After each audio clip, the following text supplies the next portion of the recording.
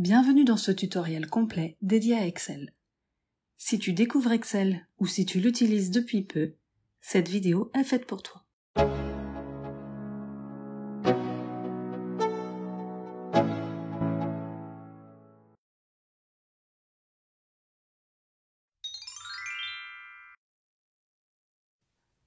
Un classeur Excel est constitué d'une ou plusieurs feuilles. Nous pouvons naviguer d'une feuille à l'autre en utilisant les onglets situés en bas de la fenêtre. Vous pouvez également vous déplacer de feuille en feuille en utilisant les raccourcis CTRL, page suivante, et CTRL, page précédente. Tout d'abord, nous avons une feuille vide. Grâce à la souris, nous choisissons la cellule dans laquelle nous souhaitons nous positionner. Nous pouvons également nous déplacer à l'aide des touches de direction. Les touches page suivante et page précédente nous permettent de descendre et remonter notre cellule sélectionnée d'un écran complet. Sur mon écran, je passe de la ligne 1 à la ligne 39, puis la 77. La touche début nous permet de nous repositionner en colonne A tout en restant dans la ligne courante. Si nous cliquons sur CTRL début, nous revenons en cellule A1. Nous avons maintenant un tableau contenant des données positionnées aléatoirement dans notre feuille. Nous pouvons nous déplacer à l'extrémité droite en cliquant sur CTRL droite, à l'extrémité gauche en cliquant sur CTRL gauche, en haut avec les commandes CTRL et haut, et en bas avec les commandes CTRL bas.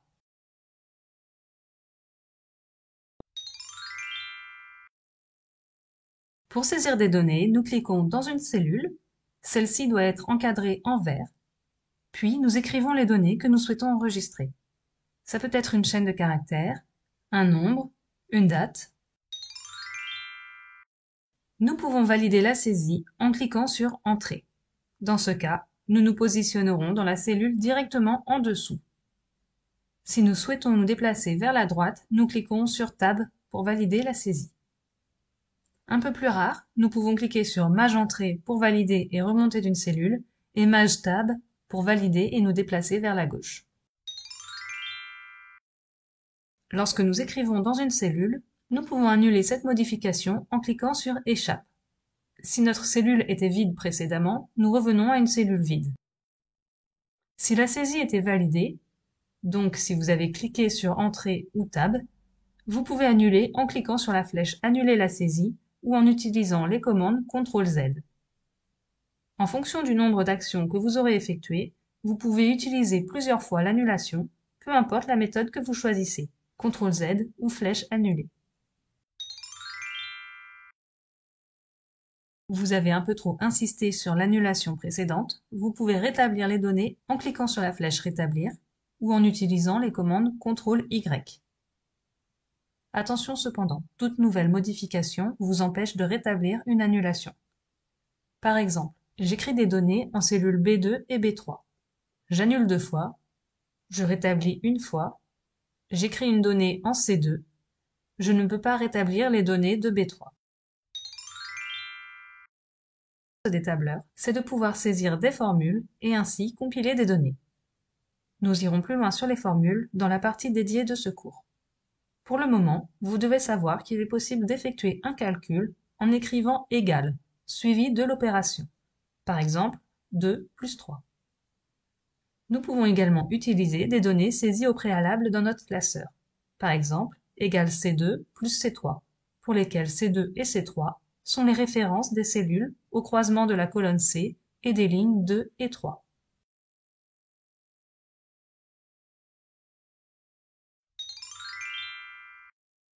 À la souris, nous sélectionnons une cellule chaque fois que nous cliquons. Nous en sélectionnons plusieurs en maintenant enfoncé le clic gauche de la souris. Au clavier, nous déplaçons notre sélection grâce aux flèches de direction. Pour sélectionner plusieurs cellules, nous maintenons enfoncé la touche Maj tout en utilisant les flèches de direction. Pour sélectionner une ligne entière, nous pouvons cliquer sur le numéro de ligne à gauche. Le curseur change de forme au survol pour devenir une flèche épaisse, dirigée vers la droite. Nous pouvons également sélectionner la ligne entière au clavier, en étant positionné dans une cellule de la ligne concernée, Nous cliquons sur les touches Maj Espace. Nous pouvons ensuite sélectionner plusieurs lignes en utilisant les flèches haut et bas. Comme précédemment, nous pouvons sélectionner une colonne entière en cliquant sur la lettre dans la ligne d'en-tête. Le curseur prend la forme d'une flèche épaisse dirigée vers le bas. Au clavier, nous sélectionnons une colonne en cliquant sur CTRL Espace. Nous pouvons étendre notre sélection aux colonnes adjacentes en utilisant les touches de direction gauche et droite. Plus tard dans ce cours, nous apprendrons à mettre nos données sous forme de tableau. Avec la souris, la sélection s'effectue exactement comme pour une plage de plusieurs cellules. Au clavier, vous pouvez vous positionner à une extrémité du tableau, puis, en maintenant les touches CTRL et Maj enfoncées, vous pouvez utiliser les touches de direction pour sélectionner l'ensemble des cellules non vides. Pour sélectionner les données d'un tableau, nous pouvons nous rendre dans la zone Nom et cliquer sur le nom du tableau. Nous effectuons cette même sélection au clavier en cliquant sur les touches CTRL-A. Pour sélectionner une feuille entière, nous pouvons cliquer sur le petit triangle en haut à gauche de la grille. Lorsque nous sommes dans la grille, nous pouvons cliquer sur CTRL-A. Pour sélectionner plusieurs feuilles, nous maintenons enfoncée la touche CTRL et cliquons avec la souris sur les feuilles à ajouter à la sélection. La feuille dans laquelle nous sommes sera également sélectionnée. Vous pouvez arrêter la sélection de plusieurs feuilles, soit en cliquant de nouveau sur CTRL et en désélectionnant les feuilles, soit en quittant la feuille active.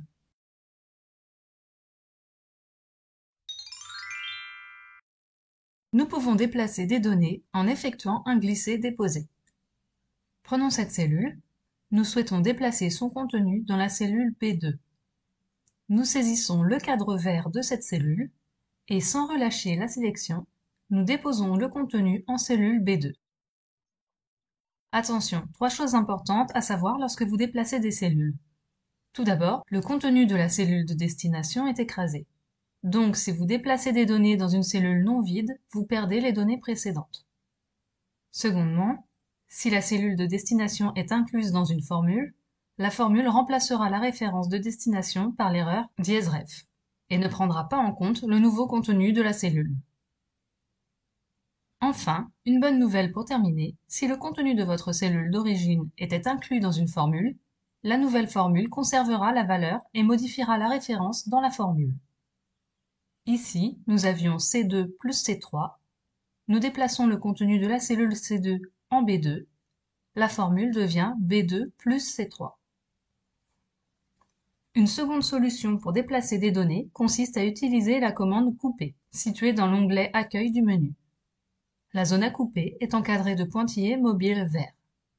Nous choisissons la cellule de destination, puis cliquons sur la commande Coller, située également dans l'onglet Accueil du ruban Menu.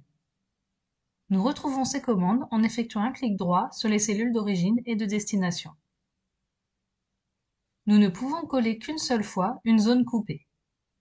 Nous pouvons également déplacer des cellules en enfonçant les touches CTRL-X, puis en choisissant un nouvel emplacement et en cliquant sur CTRL-V. Ces méthodes fonctionneront également pour déplacer une plage de plusieurs cellules. Pour dupliquer des données, nous pouvons utiliser la commande copier du ruban, suivie de la commande coller dans le nouvel emplacement, effectuer un clic droit et choisir ces mêmes commandes copier-coller, ou utiliser les commandes CTRL-C et CTRL-V. Bien sûr, nous pouvons sélectionner des plages de plusieurs cellules. La plage à dupliquer sera encadrée de pointillés verts mobiles. Il sera possible de coller plusieurs fois une zone copiée. Si vous avez copié une zone, mais que vous souhaitez annuler cette copie, vous pouvez soit cliquer sur Échappe, soit écrire dans une cellule. Le cadre autour de la zone copiée disparaîtra. Voici maintenant quelques collages spéciaux que vous pourrez être amenés à utiliser. Nous avons tout d'abord le collage transposé, si nous souhaitons convertir une ligne en colonne ou une colonne en ligne. Il ne faudra pas que votre collage chevauche la plage d'origine. Dans cette cellule, nous avons une formule. Nous souhaitons dupliquer cette cellule et ne conserver que la valeur. Nous copions, puis, dans Collage spécial, nous choisissons Valeur. Ainsi, la cellule de destination contiendra la valeur 1024 et non la formule de la cellule d'origine. Pour déplacer une feuille, le plus simple est d'effectuer un glisser-déposer, en maintenant enfoncé le clic gauche et en choisissant le nouvel emplacement de la feuille. Si vous avez de nombreuses feuilles, ou que celles-ci ont des noms très longs, vous pouvez déplacer une feuille en effectuant un clic droit sur le nom de l'onglet, puis en choisissant la commande « Déplacer » ou « Copier » dans le menu affiché. Dans la fenêtre qui s'affiche, vous pouvez choisir le nouvel emplacement de la feuille. Il est possible de dupliquer la feuille en cochant la case « Créer une copie ». Ainsi, la feuille d'origine reste à son emplacement et la nouvelle feuille se positionne en fonction de la position que vous lui aurez attribuée dans ce menu.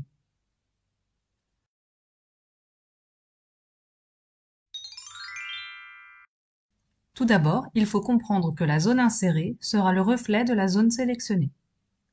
Si vous sélectionnez une ligne, vous insérerez une ligne. Si vous sélectionnez 3 colonnes, vous insérerez 3 colonnes. Si vous êtes positionné sur une cellule, vous insérerez une cellule. Et si votre sélection contient 6 cellules de 2 lignes de hauteur et 3 colonnes de largeur, vous insérerez 6 cellules de la même disposition. Nous sommes positionnés dans une cellule. Allons rechercher la commande « Insérer » dans l'onglet « Accueil » du ruban. Si nous cliquons sur « Insérer », une nouvelle cellule s'insère et les données sont déplacées vers le bas. Si nous souhaitons déplacer les données vers la droite, nous cliquons sur la petite flèche sous la commande « Insérer » et choisissons la commande « Insérer des cellules ». Ainsi, la fenêtre Insertion de la cellule s'ouvre. Nous pouvons sélectionner « Décaler les cellules vers la droite ». Nous pouvons insérer une colonne en cliquant sur la commande « Insérer » ou insérer plusieurs lignes. Nous retrouvons la même commande que celle du menu en effectuant un clic droit, puis en cliquant sur « Insérer ». Comme précédemment, nous pouvons insérer une cellule, une colonne, une ligne ou une plage. Le raccourci clavier pour insérer des objets est CTRL+. Il fonctionne avec des cellules, des plages de données, des colonnes ou des lignes. La suppression fonctionne comme l'insertion. Toute zone sélectionnée sera supprimée, que ce soit une ou plusieurs cellules, une ou plusieurs colonnes ou lignes. Nous retrouvons la commande dans le menu, dans l'onglet Affichage. Si nous cliquons sur Supprimer, les cellules situées en dessous sont décalées vers le haut. Si nous souhaitons décaler vers la gauche, nous cliquons sur le menu situé sous la commande Supprimer et choisissons Supprimer les colonnes, puis Décaler les cellules vers la gauche. Nous retrouvons les commandes supprimées dans le menu contextuel en effectuant un clic droit. Nous pouvons également enfoncer les touches CTRL-. Pour différentes raisons, nous pouvons choisir de masquer une ligne complète ou une colonne complète. Contrairement à la suppression que nous avons vue dans la leçon précédente, nous pourrons ainsi continuer d'utiliser les données des lignes masquées et les réafficher si besoin. Pour masquer une ligne, nous sélectionnons cette ligne, puis effectuons un clic droit et cliquons sur « Masquer ». Pour masquer une colonne, nous effectuons cette même manipulation. Nous sélectionnons une colonne, effectuons un clic droit et cliquons sur « Masquer ».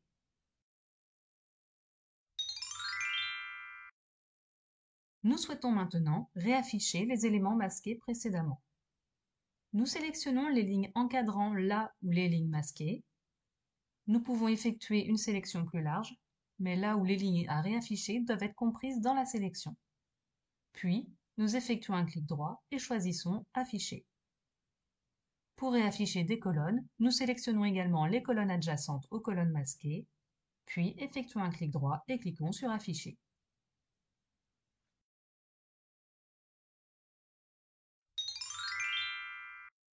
Pour insérer une feuille, nous pouvons soit cliquer sur le plus à droite des onglets de feuille, soit effectuer un clic droit sur l'un des onglets et cliquer sur « Insérer ». Il existe également une commande dans le menu Accueil, Insérer, Insérer une feuille. Une fois la nouvelle feuille insérée, nous pouvons cliquer sur Renommer ou effectuer un double clic sur le nom de l'onglet, puis attribuer un nouveau nom à la feuille. Nous pouvons également lui affecter une couleur d'onglet en effectuant un clic droit, puis couleur d'onglet. Pour supprimer une feuille, nous effectuons un clic droit sur la feuille à supprimer et choisissons Supprimer. Attention, toute suppression d'une feuille est définitive. Plutôt que de supprimer une feuille, nous pouvons choisir de la masquer. Ainsi, les données sont conservées et peuvent même être utilisées dans des onglets actifs. Pour masquer une feuille, nous effectuons un clic droit sur l'onglet, puis choisissons Masquer. De la même manière que nous pouvons masquer les onglets, nous pouvons réafficher des feuilles masquées. Pour cela, nous effectuons également un clic droit sur un onglet, cliquons sur Afficher et choisissons dans la liste la feuille à afficher.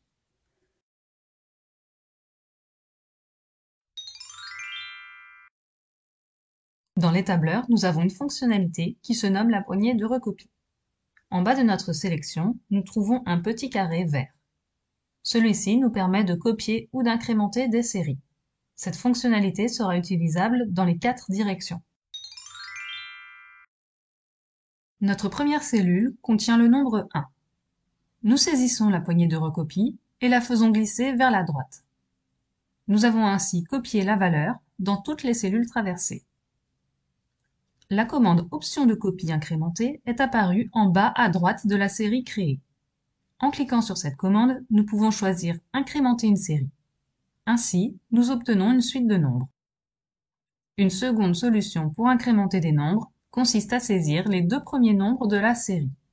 Ceux-ci peuvent être des nombres décimaux et ne sont pas nécessairement consécutifs. Nous allons cette fois-ci déplacer la poignée de recopie vers la gauche. En cliquant de nouveau sur les options, nous pouvons choisir d'effectuer une copie plutôt qu'une incrémentation. Si nous avons une date dans la première cellule, nous pouvons incrémenter d'une journée. En nous rendant dans les options de la poignée de recopie, nous pouvons choisir d'incrémenter les jours ouvrés, les mois, les années ou même effectuer une copie. Tout comme pour les nombres, en saisissant les 2 premières dates, nous créons une série. Ainsi, si nos dates ont un intervalle de 2 jours, nous incrémentons nos dates de 2 jours systématiquement. Les jours font partie des séries préparamétrées dans Excel. Ainsi, si nous choisissons un jour de la semaine, en faisant glisser la poignée de recopie, nous obtenons une série de jours. Dans les options de copie incrémentée, nous pouvons choisir de n'incrémenter que les jours ouvrés ou de remplacer l'incrémentation par une copie. Les mois seront incrémentés comme les jours. Nous pourrons choisir d'effectuer une copie grâce au menu. En saisissant un mois sur 3, nous pouvons créer des séries d'un mois sur 3. Nous pouvons également incrémenter des trimestres. Les chaînes de caractères sont des suites pouvant contenir des lettres et des chiffres. Avec la poignée de recopie, les chaînes de caractères seront copiées, sauf si les chiffres sont situés en début ou en fin de chaîne. Dans ce cas, l'incrémentation fonctionnera. Voici une incrémentation avec des nombres en début de chaîne et une incrémentation avec des nombres en fin de chaîne.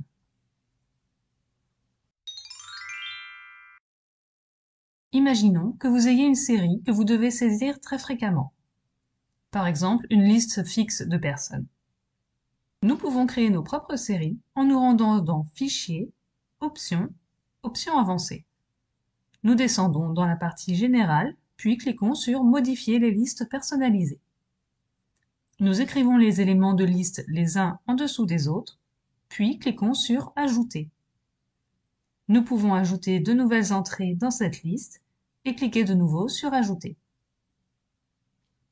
Nous pouvons supprimer ces listes personnalisées en cliquant sur Supprimer. Nous validons en cliquant sur OK. Nous fermons les options. Si nous écrivons l'une des entrées de la liste que nous venons de créer et utilisons la poignée de recopie, nous incrémentons une série.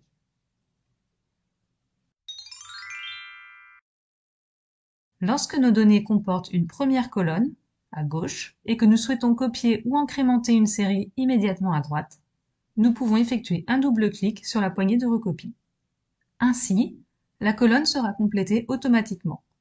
Le double-clic ne fonctionne qu'à la verticale et uniquement jusqu'à la dernière cellule comportant une cellule non vide immédiatement à gauche.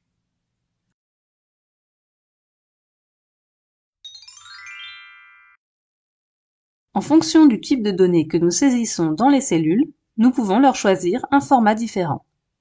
Par défaut, les cellules seront au format standard. Ainsi, si nos cellules contiennent du texte, le format standard conviendra parfaitement.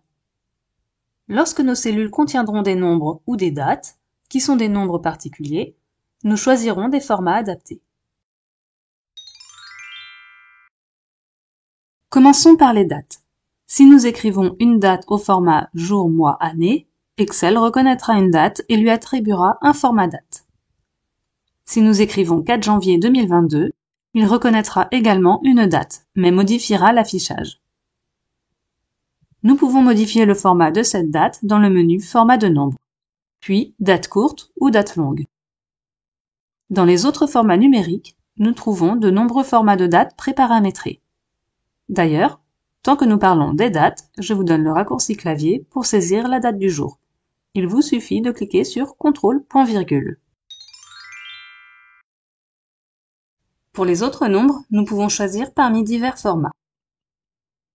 En cliquant sur la commande séparateur de milliers dans l'onglet Accueil du ruban, nous obtenons des nombres avec 2 décimales, dont la partie entière est scindée en groupes de 3 chiffres. Pour activer le format nombre, nous choisissons Nombre dans le menu Format de nombre. Le format nombre aura également 2 décimales. La partie entière gardera sa forme d'origine. Pour les nombres, nous pouvons ajouter ou supprimer des décimales en cliquant sur les commandes Ajouter une décimale et Réduire les décimales. Nous trouvons le format pourcentage directement dans le ruban en cliquant sur Style de pourcentage. Nous pouvons également ajouter ou supprimer des décimales au nombre affiché au format pourcentage. Nous pouvons afficher des devises, soit en choisissant le format comptabilité qui est accessible directement dans le ruban, ou en choisissant le format monétaire qui est accessible dans le menu Format de nombre. Pour sélectionner une devise différente de la devise paramétrée par défaut, nous pouvons nous rendre dans le menu Format de nombre, puis Autres formats numériques. En fonction du format choisi, monétaire ou comptabilité, nous pouvons choisir le symbole correspondant à la devise à afficher. La différence principale entre ces deux formats est visible pour la valeur 0. En format monétaire, nous afficherons 0. En format comptabilité, le 0 sera remplacé par un tiret. Nous trouvons également d'autres formats, les fractions, mais qui sont limités aux fractions simples, l'écriture scientifique. En nous rendant dans Spécial, nous trouvons le format code postal ou le format numéro de téléphone. Enfin, si nous ne trouvons pas le format correspondant à ce que nous souhaitons, nous pouvons écrire nos propres formats personnalisés. Si vous hésitez entre plusieurs formats, vous pouvez prévisualiser le rendu de chaque format dans le menu Format de nombre.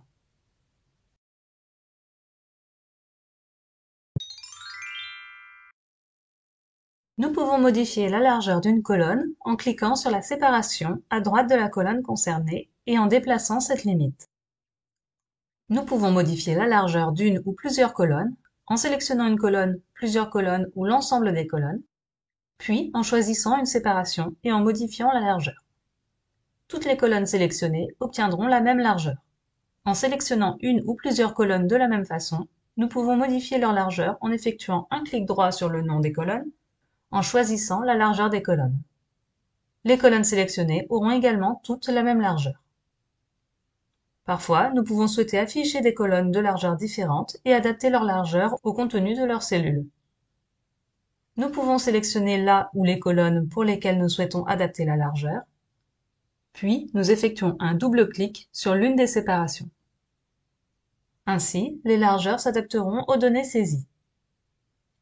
Si par la suite, vous saisissez plus de données que la taille que vous aviez prévue initialement, vous devrez réeffectuer cette manipulation. La taille ne s'ajustera pas automatiquement. La hauteur des lignes est modifiable de la même façon que la largeur des colonnes. Nous pouvons soit les modifier manuellement une à une, soit sélectionner plusieurs lignes et modifier de façon groupée les hauteurs avec la commande hauteur de ligne en effectuant un double clic sur une séparation ou en glissant manuellement la hauteur. Si vous augmentez la hauteur de police, la hauteur de la ligne s'ajustera automatiquement. Comme vous le savez, en cliquant sur Entrée, nous validons la saisie et nous positionnons dans la cellule inférieure. Nous avons tout de même la possibilité de saisir des données sur plusieurs lignes à l'intérieur des cellules. Pour cela, en fin de ligne, nous cliquons sur Alt Entrée. Nous pouvons ensuite commencer la saisie sur la seconde ligne de notre cellule. Nous pouvons également afficher un texte sur plusieurs lignes grâce à la fonction Renvoyer à la ligne automatiquement. Nous la trouvons dans le ruban menu onglet Accueil ou en nous positionnant sur la ou les cellules concernées, en effectuant un clic droit, puis en choisissant Format de cellule. Nous nous positionnons dans l'onglet Alignement. Enfin, nous cochons la case Renvoyer à la ligne automatiquement. La grille affichée sur notre écran n'est pas prévue pour être imprimée. Nous pouvons délimiter les plages en y ajoutant des bordures. Les bordures sont rangées dans la partie Accueil du ruban, puis dans les commandes Bordures. Parmi les bordures standards, nous pouvons ajouter individuellement des bordures pour chaque côté de nos cellules, mais également ajouter toutes les bordures. Nous pouvons ajouter une bordure épaisse ou des bordures doubles. Pour effacer une bordure, nous choisissons la zone contenant les bordures à effacer, puis nous choisissons la commande Aucune bordure. Nous pouvons également sélectionner la commande Effacer les bordures, puis cliquer sur les bordures à effacer. Il est également possible d'ajouter des bordures de motifs et de couleurs différents, grâce aux commandes Couleur de ligne et Style de trait. Nous retrouvons les polices ici, dans l'onglet Accueil du menu. Nous pouvons modifier la police, la taille de police, soit en choisissant directement la taille souhaitée, soit en augmentant ou diminuant grâce aux commandes Augmenter la taille de police et Réduire la taille de police. Nous pouvons également mettre en gras, souligner, en italique. Pour barrer, mettre en indice ou en exposant le texte, nous allons nous rendre dans le menu Format. Nous sélectionnons le texte à modifier, effectuons un clic droit, choisissons Format de cellule. Dans l'onglet Police, nous trouvons les 3 cases à cocher pour pouvoir barrer notre texte, le mettre sous forme d'indice ou d'exposant. Nous pouvons également modifier la couleur du texte en utilisant la commande Couleur de police et la couleur de la cellule grâce à la commande Couleur de remplissage.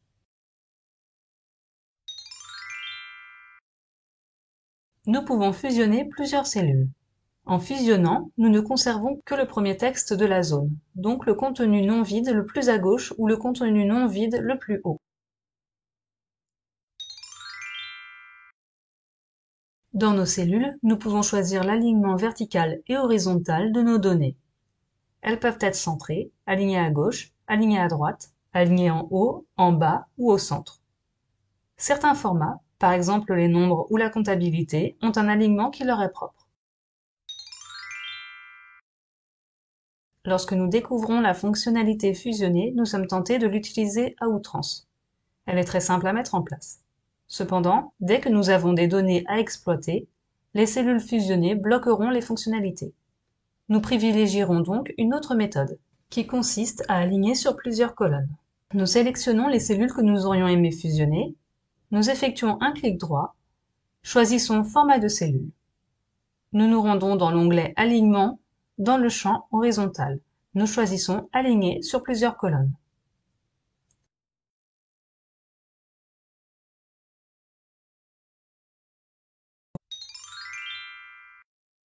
Nous avons vu que nous pouvions saisir des données dans Excel. Nous pouvons également effectuer des calculs grâce aux formules. Nous écrivons une formule par cellule. Chaque formule commencera par le signe égal. Occasionnellement, nous pouvons remplacer le signe égal en début de formule par le signe plus. Mais prenons plutôt l'habitude de commencer par égal. Nous pouvons écrire une addition, égale 25 plus 31. Nous cliquons sur Entrée ou Tab pour valider la saisie. Nous pouvons également écrire une soustraction, égale 55 moins 86. Une multiplication, égale 128 fois 4. Une division, égale 512 divisé par 64. Pour écrire une puissance, nous utiliserons l'accent circonflexe, égale 5 puissance 5. Au lieu d'écrire des nombres directement dans nos formules, nous pouvons utiliser des valeurs inscrites dans notre classeur. Nous avons donc la valeur 25 en cellule B2 et la valeur 31 en cellule B3. Nous pouvons écrire une addition en utilisant les références des cellules. égale B2 plus B3 est validé. Ainsi, si nous modifions la valeur de la cellule B2, le résultat de notre formule s'actualise automatiquement.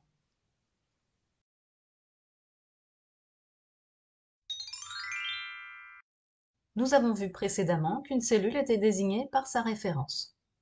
Lorsque nous copions une formule, la référence des cellules utilisées sera décalée d'autant que la copie. Ainsi, si nous avons deux colonnes de nombres en A et B et une multiplication en C2, nous pouvons copier la formule inscrite en C2 dans les cellules inférieures.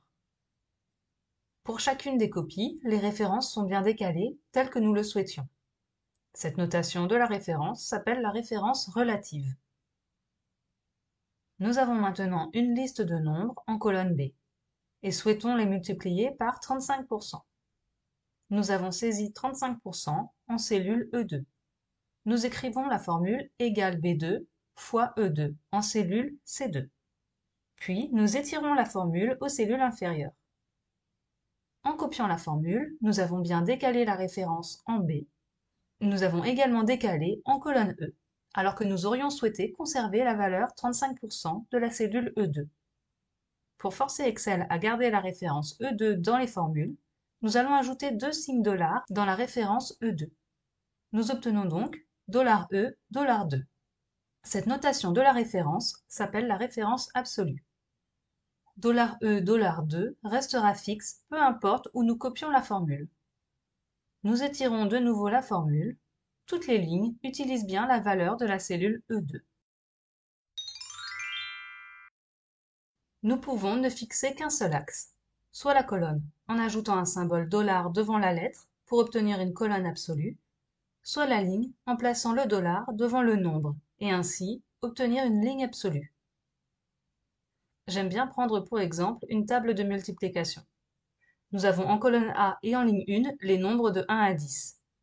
Nous écrivons en cellule B2 égale $A2, nous fixons la colonne, multiplié par B$1, nous fixons la ligne. Nous validons et étirons la formule vers le bas, puis vers la droite. Si j'avais saisi manuellement chaque formule sans utiliser les références relatives et absolues, j'aurais mis un petit peu plus de temps à créer le tableau complet. Il existe un raccourci pour ajouter les symboles $ automatiquement. Pour qu'il fonctionne, nous devons soit être en train de saisir notre formule, soit revenir sur la formule et choisir la référence à fixer. Le raccourci à utiliser est F4. En cliquant une fois sur F4, nous obtenons une référence absolue. En cliquant deux fois sur F4, une ligne absolue. 3 clics sur F4 et nous obtenons une colonne absolue. Enfin, si nous cliquons 4 fois sur F4, nous revenons à une référence relative, donc sans les symboles $.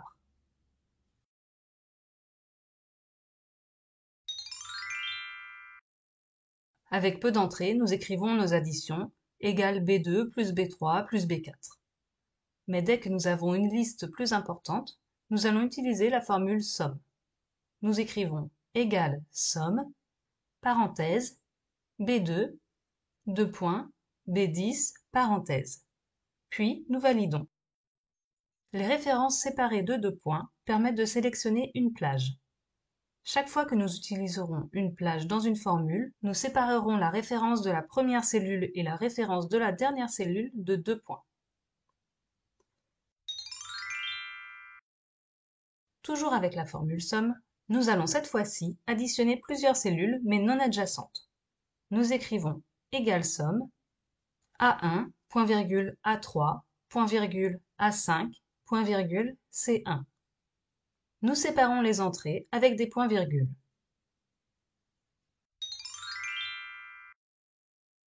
Nous pourrions également additionner plusieurs plages non consécutives. Nous écrivons égale somme, parenthèse, A2, A5 séparés de deux points pour la première plage, suivi d'un point-virgule, puis C2, C5 séparés de deux points. Nous fermons la parenthèse. Lorsque nous saisissons notre formule, les cellules et plages apparaissent chacune d'une couleur différente. La cellule correspondante est encadrée de la même couleur que la référence dans la formule, avec un léger remplissage. Une fois la formule validée, nous ne voyons plus cette palette de couleurs. Pour réafficher les couleurs des références, nous pouvons soit double-cliquer sur la cellule, soit double-cliquer dans la barre de formule. Lorsque notre colonne contient des nombres, nous pouvons utiliser la fonction somme automatique. Nous trouvons la commande somme automatique dans le menu formule. Ici, nous avons une colonne contenant des nombres. Si nous cliquons sur la commande somme automatique, Excel nous écrit la formule somme et y insère les références de toutes les cellules contenant des nombres. Si nous ne sommes pas placés dans la première cellule non vide, la somme automatique fonctionne également. Par contre, si notre colonne contient une cellule vide, la somme automatique ne prendra pas en compte les cellules situées au-dessus de la dernière cellule vide, sauf si nos données sont sous forme de tableau. Avec un tableau, la somme automatique prendra bien en compte toutes les cellules d'une colonne.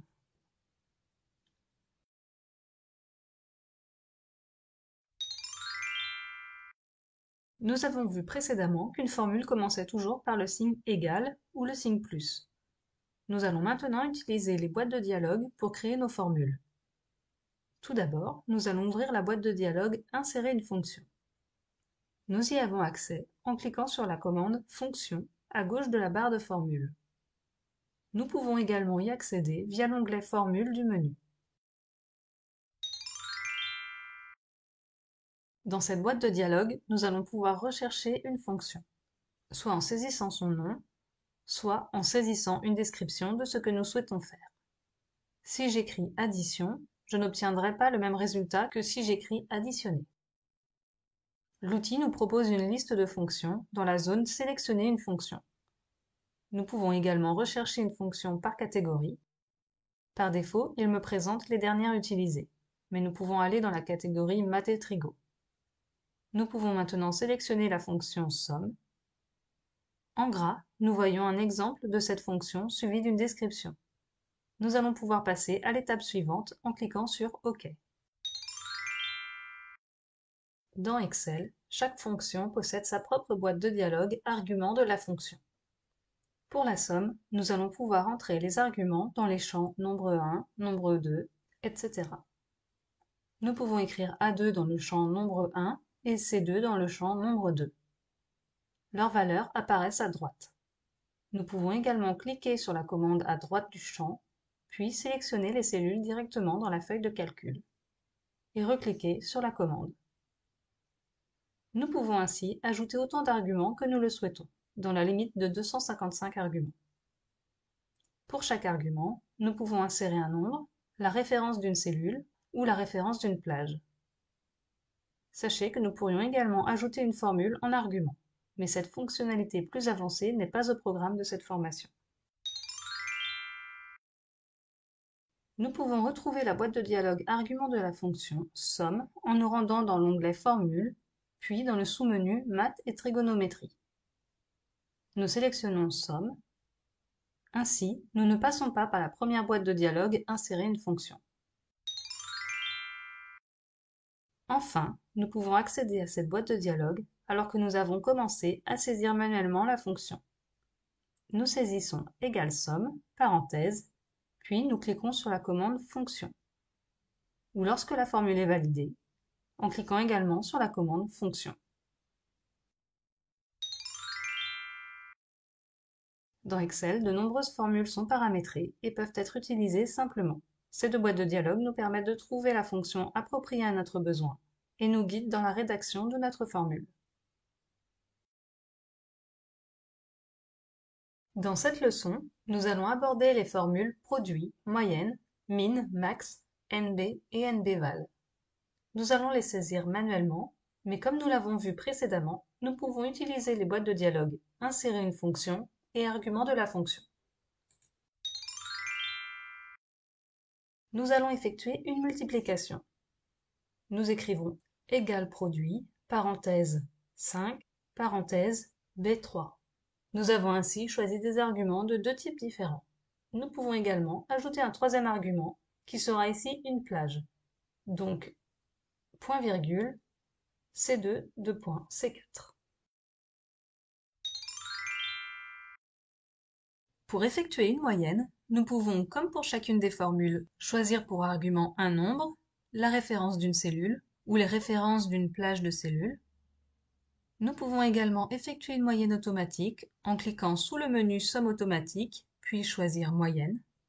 Ainsi, comme pour la somme automatique, Excel effectuera la moyenne des valeurs situées au-dessus de la cellule moyenne et s'arrêtera à la première cellule vide ou contenant une donnée autre qu'un nombre ou une date. Pour retrouver la valeur minimum d'une plage de données, nous écrivons =min, suivi de cette plage de données. Nous pouvons sélectionner plusieurs plages de données en séparant ces plages par un point-virgule. Pour déterminer la valeur maximale d'une ou plusieurs plages de données, nous utilisons la formule =max suivie des plages. Vous pouvez également utiliser les fonctions automatiques qui se situent dans le menu de la commande Somme automatique. Les formules NB et NBval se ressemblent beaucoup. Elles vont vous permettre de déterminer un nombre de valeurs, c'est-à-dire un nombre de cellules non vides. Alors que la formule NBval prendra en compte toutes les valeurs, la formule NB ne prendra en compte que les nombres et dates.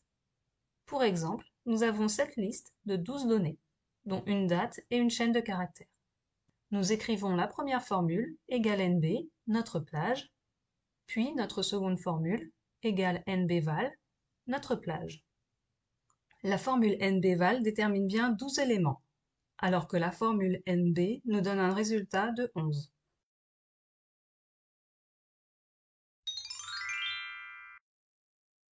Pour cette leçon, nous avons écrit les formules moyenne, min et max en bas de tableau.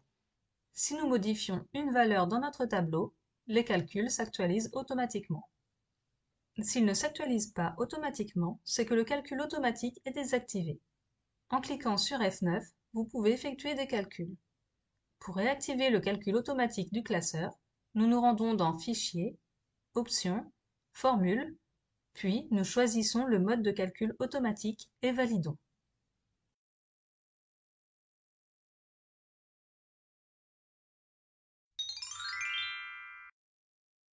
Ceci n'est pas une erreur, mais indique simplement que la cellule n'est pas assez large pour afficher le contenu. Pour y remédier, il vous suffit d'élargir votre colonne ou de diminuer la police. Cette erreur apparaît lorsque vous tentez d'effectuer une division par 0, ce qui est techniquement impossible. Par exemple, A1 divisé par A2 avec A2 vide. Pour y remédier, remplacez le dénominateur dans votre division. Vous avez une faute d'orthographe dans le nom de votre fonction ou un argument de votre formule n'est pas au bon format.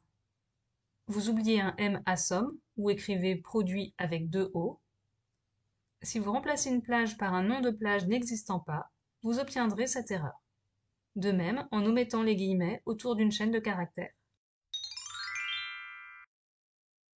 Vous obtiendrez cette erreur lorsque la référence utilisée n'existe plus. Cela peut arriver lorsque nous écrasons une cellule ou lorsque nous supprimons une cellule. Vous rencontrerez cette erreur en utilisant des formules plus complexes comme les fonctions recherche et équive. Cette erreur signifie que la fonction ne trouve pas de résultat possible. Cette erreur s'affiche lorsque la valeur d'entrée de votre fonction ne correspond pas à la valeur attendue. Par exemple, une chaîne de caractères au lieu d'un nombre.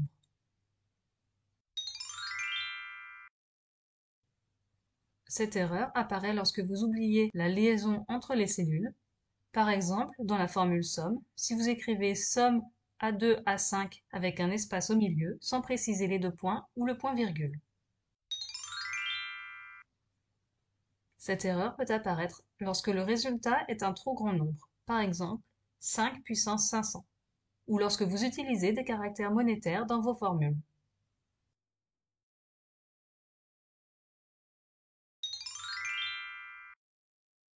Lorsque nous avons un jeu de données, nous pouvons utiliser des mises en forme conditionnelles pour mettre en évidence certaines valeurs à certaines conditions. Nous pouvons utiliser des mises en forme conditionnelles préconfigurées et prêtes à l'emploi, ou créer nos propres règles.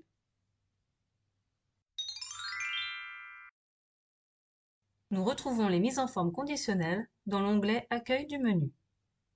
Avec notre jeu de données, nous allons commencer par mettre en surbrillance les valeurs supérieures à 100. Nous sélectionnons l'ensemble de nos données, puis cliquons sur la commande Mise en forme conditionnelle. Nous choisissons Règle de mise en surbrillance des cellules, puis supérieur à 1. Une boîte de dialogue s'ouvre. Nous pouvons écrire le nombre 100 dans le champ de gauche ou sélectionner la cellule C1 contenant la valeur 100. Toutes les valeurs correspondant à la condition supérieure à 100 ont changé de mise en forme. Si la surbrillance en rouge proposée par défaut ne nous convient pas, nous pouvons la personnaliser en cliquant sur le menu de droite. Nous retrouvons plusieurs formats préparamétrés. Pour un format encore plus personnel, vous pouvez vous rendre dans le menu Format en choisissant Format personnalisé. La boîte de dialogue Format s'ouvre. Nous retrouvons la même boîte de dialogue que dans la leçon 12. Le format paramétré ici ne s'appliquera qu'aux cellules répondant à la condition paramétrée dans la mise en forme conditionnelle. Parmi les mises en forme les plus courantes que nous pouvons appliquer, nous pouvons choisir de mettre en valeur les cellules dont la valeur est supérieure à, inférieure à, comprise entre ou égale à. Ces mises en forme conditionnelles sont déjà paramétrées et prêtes à être utilisées.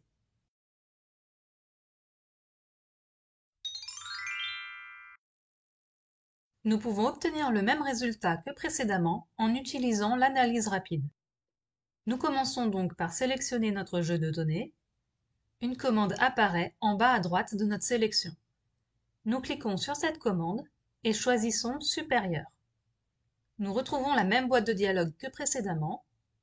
Nous choisissons la valeur de la cellule C3, puis validons.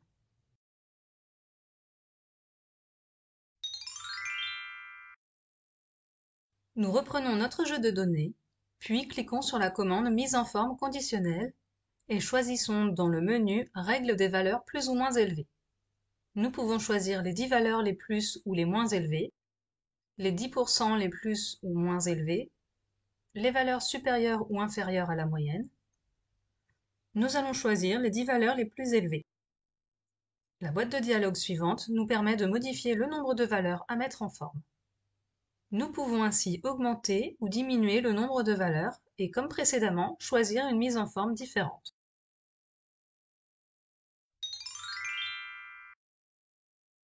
Un affichage qui peut être visuellement intéressant est l'utilisation des barres de données. Nous retrouvons les barres de données soit dans la commande Mise en forme conditionnelle, soit dans la commande Analyse rapide.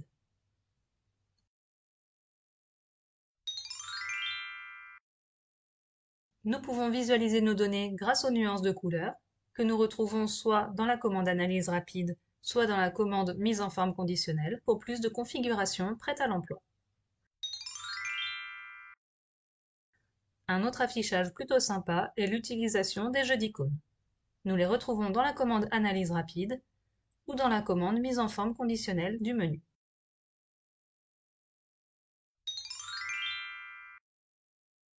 Nous pouvons mettre en valeur les doublons ou les valeurs uniques. Nous trouvons la commande dans Mise en forme conditionnelle, puis Règle de surbrillance des cellules, valeur en double. Nous pouvons ensuite choisir de mettre en valeur les doublons ou les valeurs uniques et leur attribuer un format.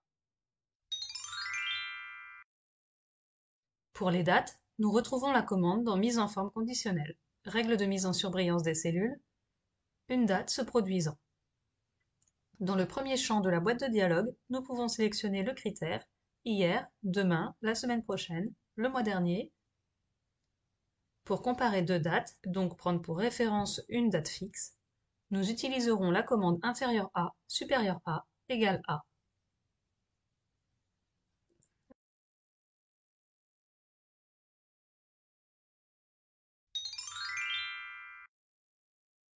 Nous allons recréer manuellement la mise en forme conditionnelle pour les valeurs supérieures à 100. Nous commençons par sélectionner la plage de cellules à analyser, puis ouvrons la boîte de dialogue Nouvelle règle de mise en forme.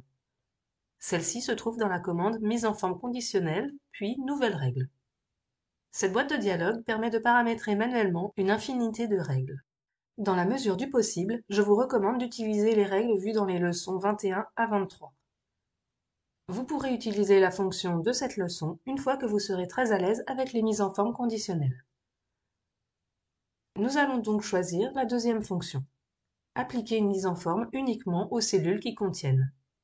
Dans le premier champ, nous conservons valeur de la cellule. Dans le second champ, nous allons remplacer comprise entre par supérieur à. Enfin, dans le troisième champ, nous allons sélectionner la cellule C1 contenant la valeur 100. Nous ne pouvons pas valider pour l'instant, nous n'avons pas choisi de format à appliquer. Nous cliquons sur Format, puis choisissons Gras et une couleur violette. Nous validons le format, puis validons la mise en forme conditionnelle.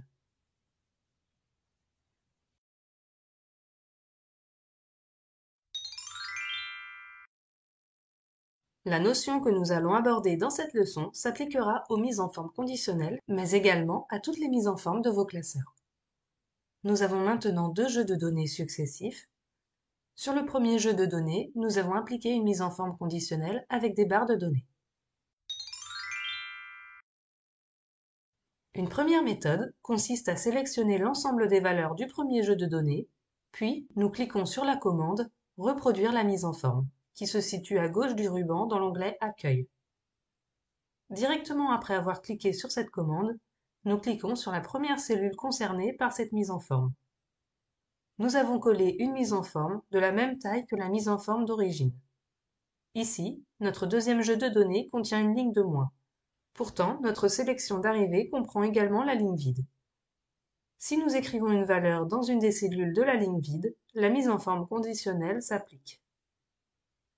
Une erreur que nous aurions pu commettre avec cette fonctionnalité est de cliquer sur la mauvaise cellule après avoir cliqué sur la commande. Dans ce cas, nous cliquons sur Annuler ou CTRL Z et recommençons la manipulation. Pour éviter les erreurs, nous allons privilégier cette méthode. Nous sélectionnons une seule cellule du jeu d'origine, puis cliquons sur la commande « Reproduire la mise en forme ». Enfin, nous sélectionnons l'ensemble de la plage de destination. Attention cependant lorsque vous collez une mise en forme conditionnelle. Chaque collage créera une zone indépendante. Ici, par exemple, nous dupliquons la mise en forme conditionnelle colonne par colonne. Comme vous pouvez le constater, la règle s'appliquera à chaque zone au lieu de s'appliquer à l'ensemble des données.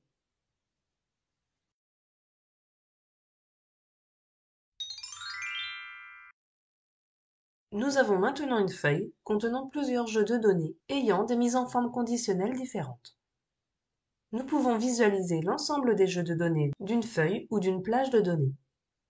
Nous nous rendons dans le menu Mise en forme conditionnelle, puis cliquons sur Gérer les règles. Pour la plage sélectionnée, nous visualisons deux règles. Dans le champ en haut de la boîte de dialogue, nous pouvons visualiser les règles pour la feuille entière, ainsi que les règles appliquées aux autres feuilles.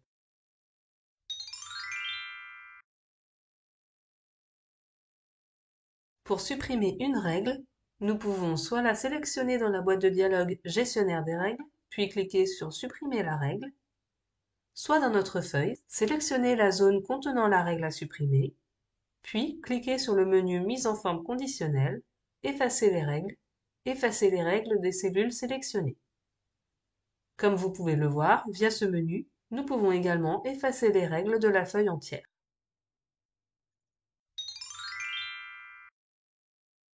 Il est possible d'appliquer plusieurs règles à une même zone, à condition que l'affichage le permette.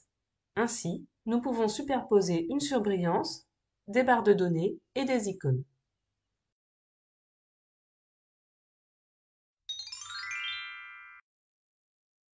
Notre jeu de données contient maintenant des chaînes de caractères. Nous allons utiliser la commande « Texte qui contient ». Nous pouvons y rechercher un mot complet, une suite de caractères ou une seule lettre. Nous pouvons toujours saisir manuellement le ou les caractères à rechercher. Nous pouvons également visualiser les doublons en cliquant sur la commande « Valeur en double » dans le menu « Mise en forme conditionnelle ».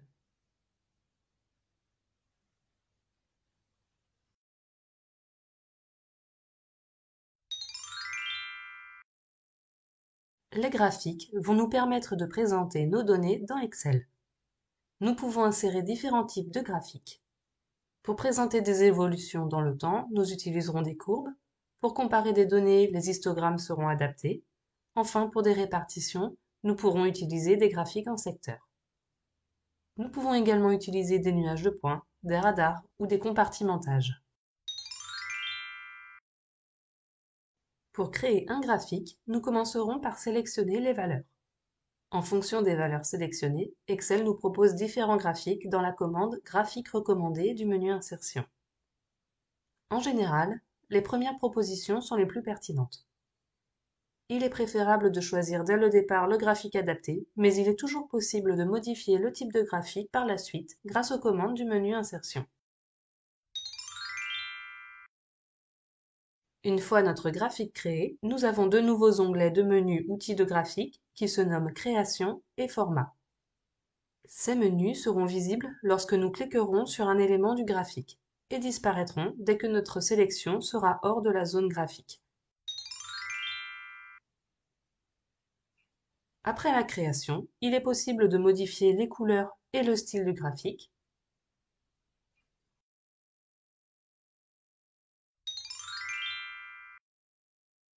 Les graphiques apparaissent dans une zone encadrée. Il est possible de déplacer notre graphique en glisser-déposer comme ceci. Nous pouvons également agrandir ou réduire le graphique grâce aux poignées. Nous avons un jeu de données qui nous servira à construire notre graphique. Chaque plage de données se nomme une série. Chaque série prendra une couleur dans le graphique. Nous les retrouvons dans la légende. En haut de notre graphique, nous retrouvons le titre. L'axe horizontal est l'axe des abscisses et l'axe vertical celui des ordonnées. Les nombres situés sur ces axes s'appellent des graduations. Et enfin, nous pouvons avoir un quadrillage. Nous trouverons les options de mise en page et format de notre graphique dans un volet qui s'ouvrira à droite de notre feuille Excel.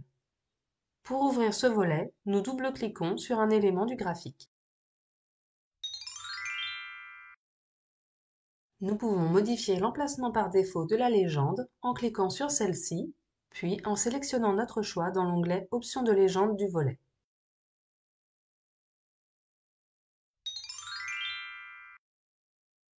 Pour modifier le titre, nous double-cliquons sur Titre du graphique.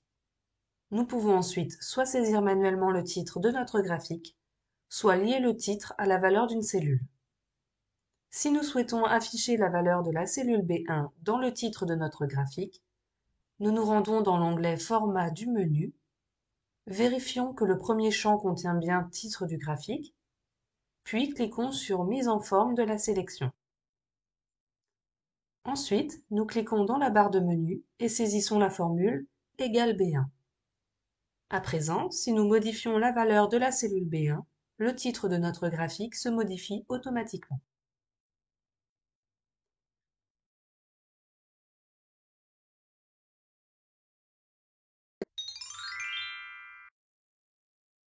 Nous commençons par sélectionner les données à afficher.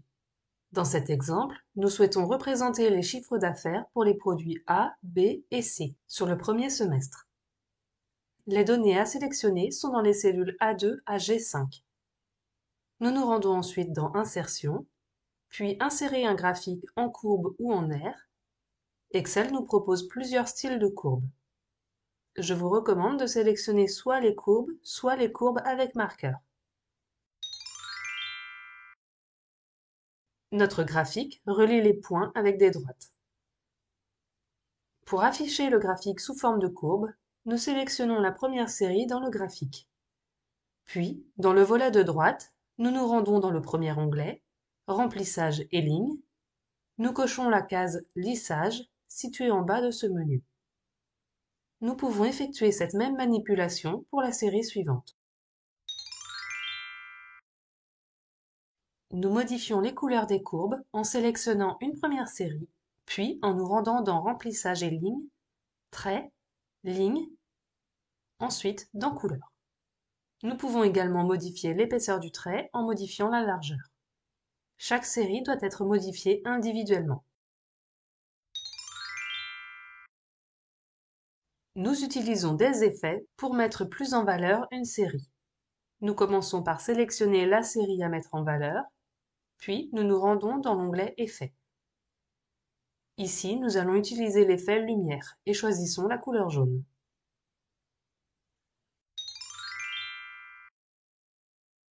Nous souhaitons ajouter une nouvelle ligne contenant le nombre de ventes. Pour ajouter des données, nous nous rendons dans l'onglet Création, puis dans Sélectionner des données. Dans la partie de gauche contenant les séries, nous cliquons sur Ajouter. Le premier champ doit contenir le nom de la série. Le second champ contiendra les valeurs de notre série. Nous cliquons sur OK, puis de nouveau sur OK.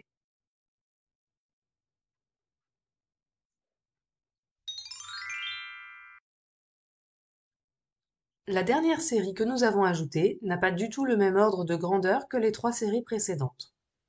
Comme nous n'affichons pas non plus le même type de données, nous allons ajouter un deuxième axe à droite de nos courbes. Nous sélectionnons la série que nous souhaitons basculer sur un axe secondaire, puis dans l'onglet Options des séries, nous choisissons Axe secondaire. Un deuxième axe apparaît à droite avec une graduation différente. Nous avons ajouté une colonne dans notre tableau. Voici comment ajouter également une colonne dans le graphique. Nous cliquons sur Sélectionner les données, puis sur la commande du premier champ. Nous sélectionnons la nouvelle plage de données, puis validons.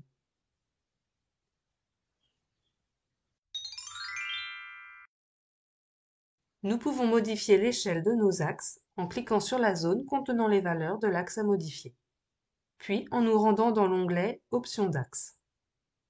Nous pouvons modifier la valeur minimum, la valeur maximum, ainsi que l'unité principale. Nous pouvons également choisir d'inverser les valeurs d'un axe grâce à l'option Valeurs en ordre inverse. Sur notre graphique, nous avons la possibilité d'insérer un texte ou une image. Nous utilisons les commandes situées dans l'onglet Format. Nous insérons un cadre et ajoutons du texte en cliquant sur Zone de texte, puis en cliquant de nouveau dans le cadre créé précédemment. Nous pouvons également ajouter un texte hors d'un cadre et ajouter des flèches.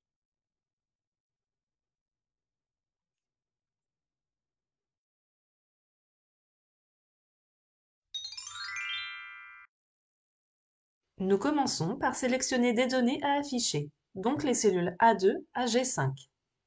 Nous nous rendons ensuite dans Insertion, puis Insérer un histogramme ou un graphique à barres. Excel nous propose plusieurs styles de graphiques. Il est préférable de choisir les graphiques de la première colonne. Nous modifions les couleurs des colonnes en sélectionnant une première série, puis en nous rendant dans Remplissage et lignes. Remplissage, puis dans Couleurs. Attention à bien sélectionner toute la série. Si vous cliquez une fois de trop, seule une barre est sélectionnée et elle seule sera modifiée. Comme pour les courbes, chaque série doit être modifiée individuellement.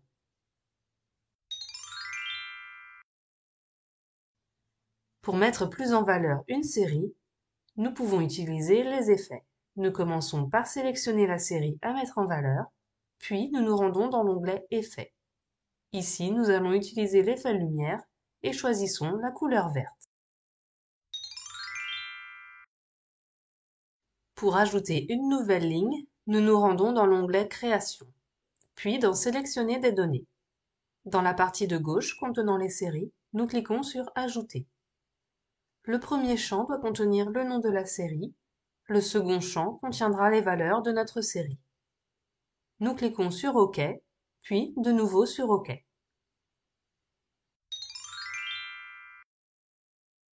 Nous pouvons modifier l'échelle de nos axes en cliquant sur la zone comprenant les valeurs de l'axe à modifier, puis en nous rendant dans l'onglet Options d'axe.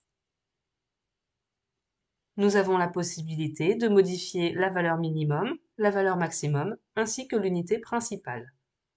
Nous pouvons également choisir d'inverser les valeurs d'un axe grâce à l'option Valeurs en ordre inverse.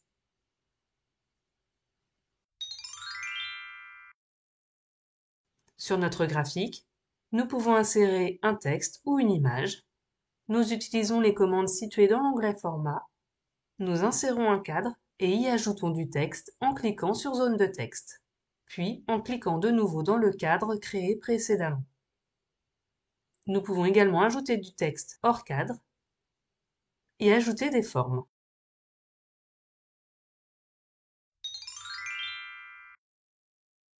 Le graphique en secteur est parfois appelé camembert. Nous sélectionnons les données que nous souhaitons afficher dans notre graphique, donc les cellules A2 à G5. Nous nous rendons ensuite dans Insertion, puis Insérer un graphique en secteur ou en anneau. Comme pour les courbes et les histogrammes, nous choisissons l'un des modèles de la première colonne.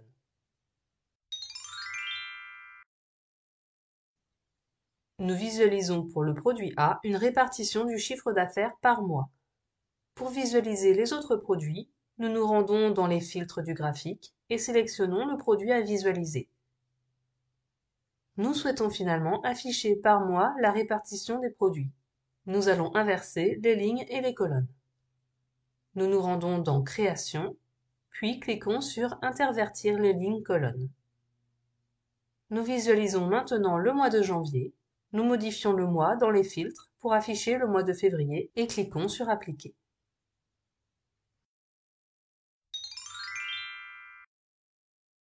Pour ajouter une nouvelle ligne, nous nous rendons dans l'onglet Création, puis dans Sélectionner des données. Le plus simple ici sera de remplacer le 5 par un 6 dans la barre de formule supérieure. Nous aurions également pu sélectionner les données avec la commande de droite.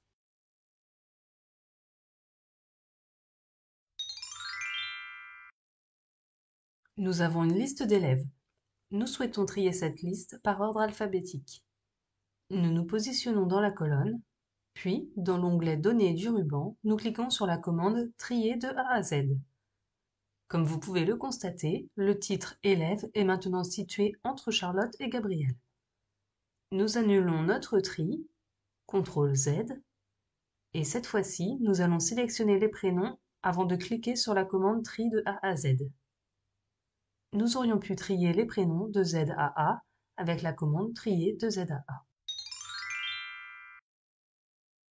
Pour trier des nombres, nous n'avons pas besoin de sélectionner l'ensemble des valeurs si notre titre est au format texte.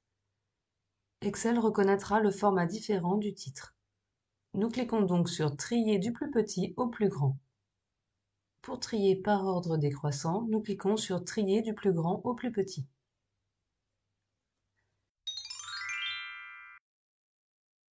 Nous avons maintenant un jeu de données.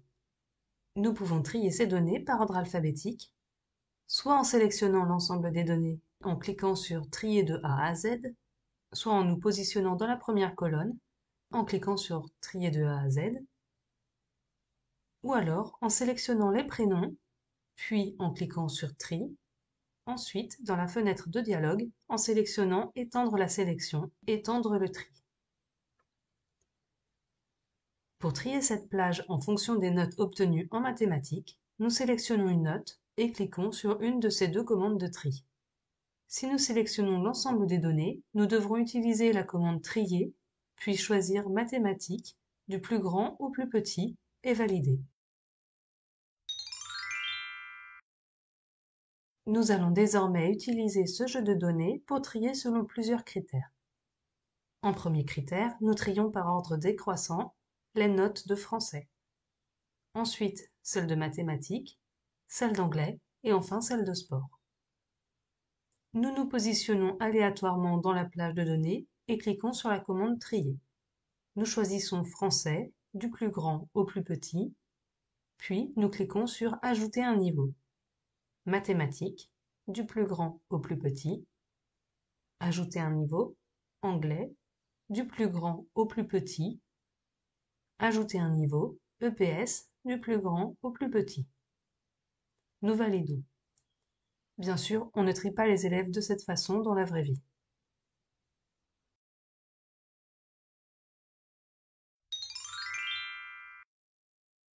Dans Excel, nous pouvons filtrer les données des colonnes. Pour pouvoir filtrer nos données, nous nous positionnons dans notre plage de données, puis Dans l'onglet Données du ruban, nous cliquons sur Filtrer. Nous avons maintenant une commande dans chaque cellule de la première ligne.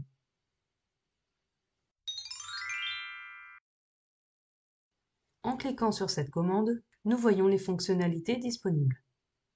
Nous pouvons par ce lien trier les données, mais également appliquer des filtres, rechercher selon un critère ou sélectionner certaines données.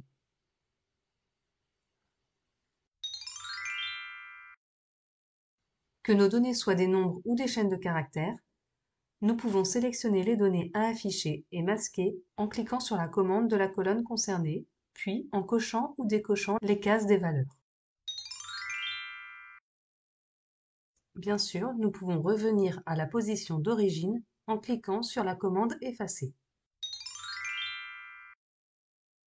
Nous avons accès à de nombreux filtres numériques préparamétrés en nous rendant dans la commande Filtre d'une colonne, égal à ou différent de, supérieur, inférieur ou entre, les 10 premiers, supérieur ou inférieur à la moyenne, et même créer un filtre personnalisé.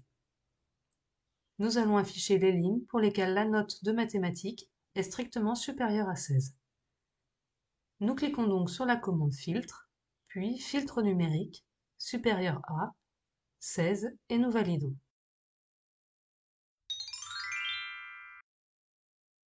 Parmi les filtres des chaînes de caractères, nous pouvons utiliser est égal à ou est différent de. Dans ce cas, nous devrons rentrer la chaîne complète. Ici, le prénom. Nous pouvons aussi chercher une lettre ou un enchaînement de lettres et chiffres avec les filtres contient, commence par, se termine par et ne contient pas. Par exemple, nous souhaitons afficher toutes les lignes dont le prénom de l'élève contient la lettre A. Nous choisissons le filtre contient. Dans une même colonne, nous pouvons avoir plusieurs critères. Reprenons notre exemple précédent. Nous avions filtré tous les prénoms contenant un A, mais finalement, nous souhaitons également que ces prénoms ne comprennent pas la suite de caractères AN. Nous rouvrons notre filtre, nous vérifions que la case « Et » est bien cochée, puis, dans la seconde ligne, nous choisissons « Ne contient pas AN », nous validons. Les élèves Nathan et Roman n'apparaissent plus dans notre liste. Un second exemple, nous reprenons la liste de départ et appliquons un premier filtre textuel, commence par un V, nous cochons cette fois-ci la case OU, et en seconde ligne, nous écrivons se termine par un E. Nous obtenons une liste de 5 élèves. Nous pouvons pareillement appliquer des filtres sur plusieurs colonnes.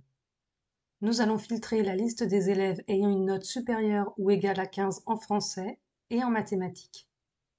Nous commençons par la colonne français, filtre numérique, supérieur ou égal à 15, validé. Puis mathématiques, filtre numérique, supérieur ou égal à 15, validé. Nous obtenons une liste de 4 élèves.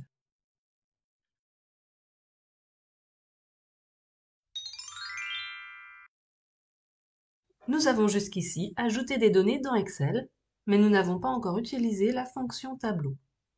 De nombreuses raisons peuvent nous inciter à utiliser les tableaux plutôt que de conserver nos données telles quelles. Il est plus simple d'insérer un tableau lorsque nous avons déjà quelques données. Nous nous positionnons dans une cellule de notre futur tableau, puis dans l'onglet Insertion du ruban, nous cliquons sur la commande Tableau. Excel encadre en pointillé la zone qu'il détermine comme pouvant entrer dans notre tableau. Nous pouvons ensuite modifier cette zone, ajouter ou supprimer une ligne ou une colonne. Si la première ligne de la plage de données contient des entrées au format différent des autres données, Excel déterminera qu'il s'agit de la ligne d'en-tête. Nous pouvons valider. Parfois, nous n'aurons pas encore créé de ligne d'en-tête, la case sera à décocher dans la fenêtre de dialogue, et Excel nous créera une nouvelle ligne d'en-tête.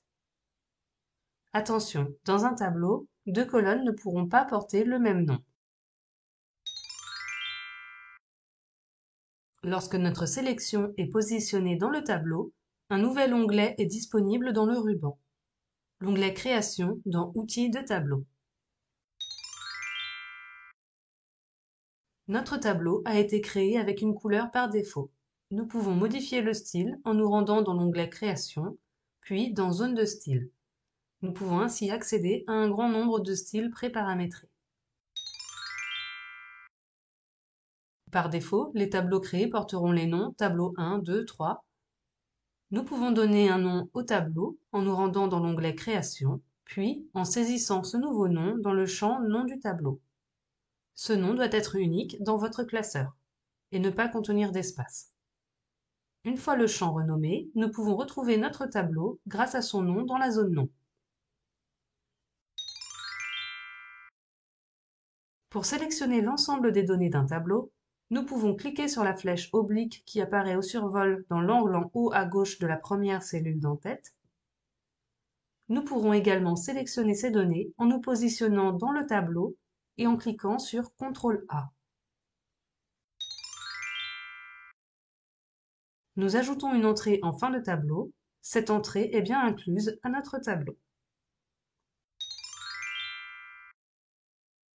Nous pouvons également ajouter une colonne à droite de notre tableau. Cette colonne intégrera le tableau créé précédemment. Les tableaux ont peu de valeur ajoutée pour le moment, mais c'est une bonne habitude à prendre, car les données classées dans les tableaux permettent de fiabiliser le traitement des données. Les tableaux croisés dynamiques, les listes, les segments font partie des fonctionnalités pour lesquelles les tableaux seront nécessaires à leur bon fonctionnement.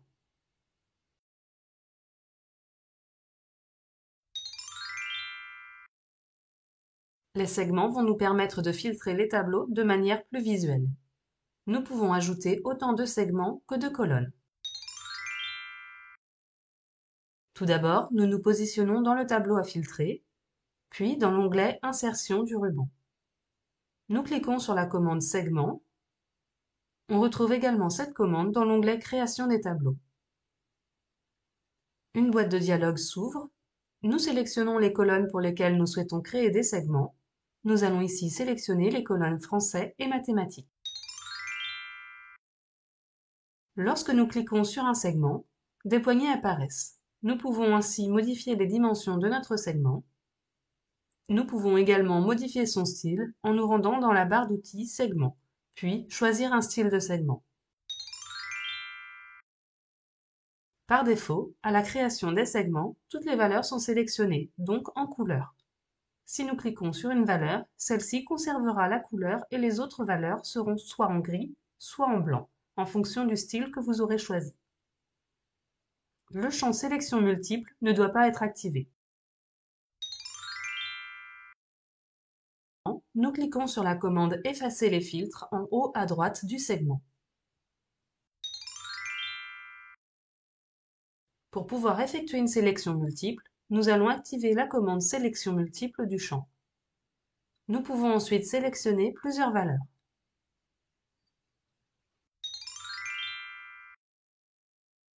Nous allons filtrer plusieurs colonnes. Nous souhaitons afficher la liste des élèves ayant une note de 16 en français et 15 en maths. Comme vous pouvez le constater, dans le second segment, les valeurs ont 3 styles différents. Nous avons les valeurs sélectionnées en couleur, les valeurs sélectionnables mais non sélectionnées en blanc ou gris selon l'affichage, et les valeurs impossibles, du fait de la sélection du premier segment, en grisé, donc avec la police en gris.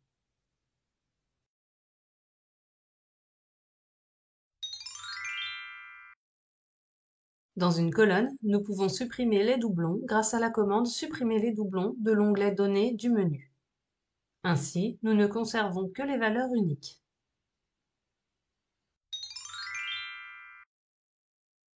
Dans un tableau, seront considérées comme des doublons les lignes dont l'ensemble des données seront identiques. Nous nous positionnons dans le tableau, puis cliquons sur la commande Supprimer les doublons. Nous conservons toutes les colonnes sélectionnées. S'il existait des valeurs en double, Excel nous indique le nombre de valeurs supprimées et le nombre d'entrées conservées.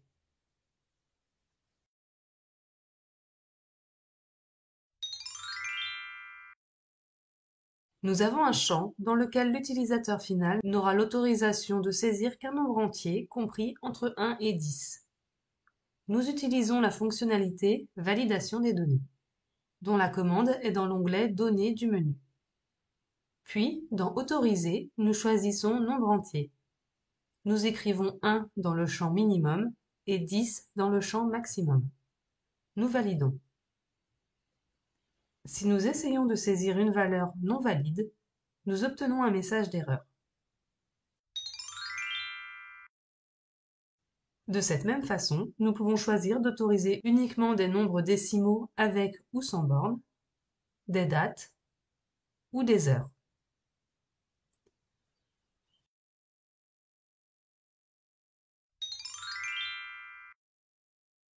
Nous pouvons faire en sorte que l'utilisateur ne puisse pas saisir plus de 20 caractères.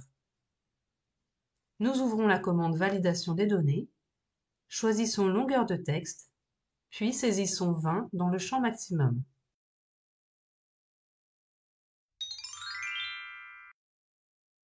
Nous pouvons insérer des listes grâce à la validation des données.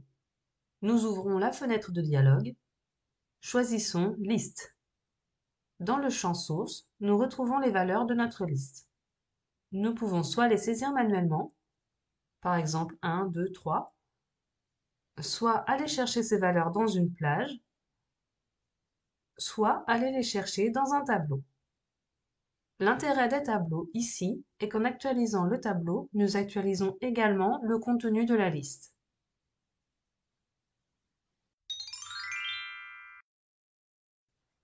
Dans la fenêtre de dialogue Validation des données, nous ouvrons le troisième onglet. Nous pouvons ainsi personnaliser le message d'erreur.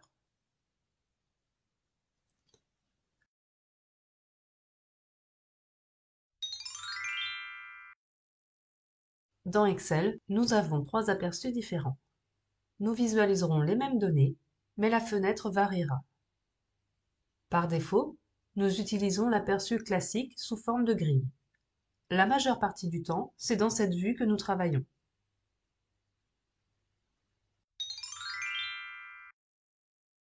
Pour accéder à cette vue, nous cliquons soit dans l'onglet Affichage du menu, puis Mise en page, soit sur la deuxième commande située en bas à droite de notre fenêtre. Cette vue nous présente les classeurs tels qu'ils seront imprimés. Si nous choisissons l'aperçu Saut de page, nous ne visualisons que les plages dans lesquelles nous avons des données, ainsi que le nom de la page sur laquelle ces données doivent être imprimées. Nous ouvrons cet aperçu grâce au raccourci Aperçu des sauts de page en bas à droite du logiciel ou dans l'onglet Affichage du ruban.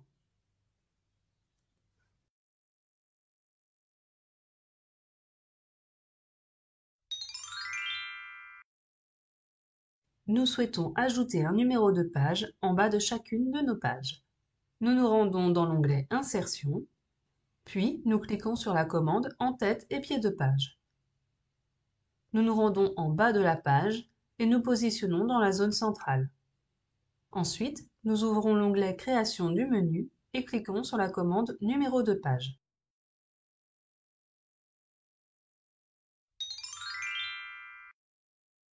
Nous souhaitons maintenant ajouter un titre sur la seconde page et les pages suivantes.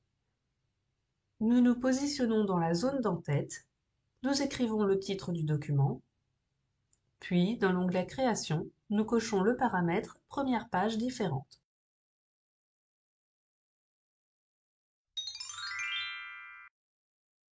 Dans les en-têtes et pieds de page, nous pouvons ajouter un nombre de pages, les dates et heures actuelles, le nom du classeur, ou une image, un logo que nous pouvons importer de nos documents.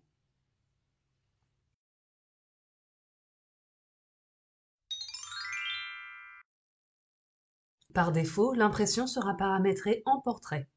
Il est possible de changer l'orientation d'une feuille. L'orientation est liée à la feuille et non au classeur. Il est donc possible d'avoir 2 feuilles paramétrées en portrait et 3 en paysage. Tout comme dans Word, il est possible d'insérer un saut de page dans Excel. Dans l'aperçu mise en page, nos 4 premières lignes apparaissent sur la première page. La seconde page commence par la ligne 5. Si nous allons dans la vue saut de page, nous voyons bien nos données sous forme de grille avec les 4 pages sur lesquelles nos données seront imprimées. Nous pouvons choisir de ne pas imprimer la grille à l'impression. Nous pouvons également, si nous le souhaitons, imprimer les en-têtes.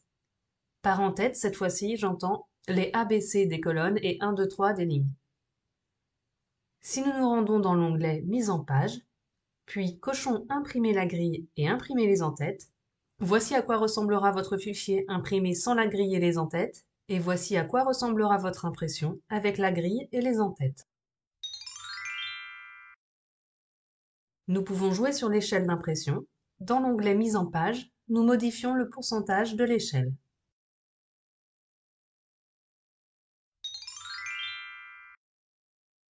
Nous pouvons modifier les marges. Nous nous rendons dans Mise en page, Marge. Nous choisissons des marges prédéfinies ou nous nous rendons dans les marges personnalisées.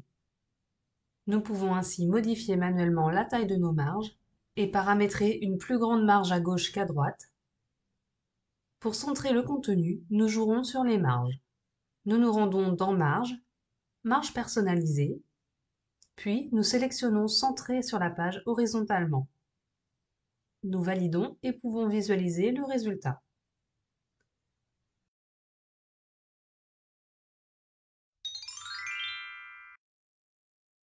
Avant de lancer l'impression, vous pouvez visualiser celle-ci en vous rendant dans le menu Fichier, puis Imprimer. Nous pouvons visualiser chacune des pages en cliquant sur les flèches en bas de l'aperçu. Toujours dans ce même menu, vous pouvez choisir de n'imprimer que les feuilles 2 à 4. Nous pouvons choisir d'imprimer l'ensemble du classeur. Pour cela, nous sélectionnons Imprimer le classeur entier dans les paramètres d'impression.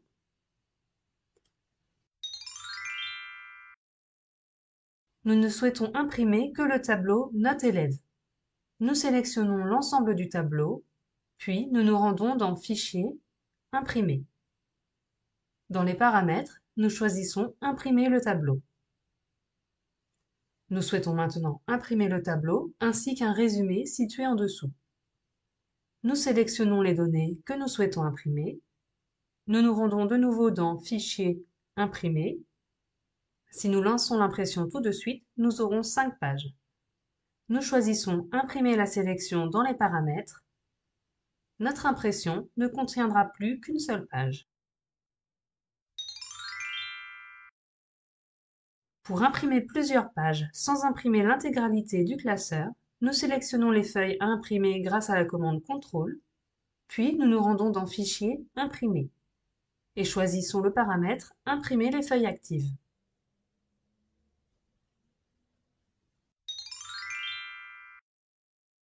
À présent que tout est bien paramétré, nous choisissons l'imprimante parmi les imprimantes installées, qui peuvent être physiques ou virtuelles. Ensuite, nous choisissons le nombre de copies et cliquons sur Imprimer.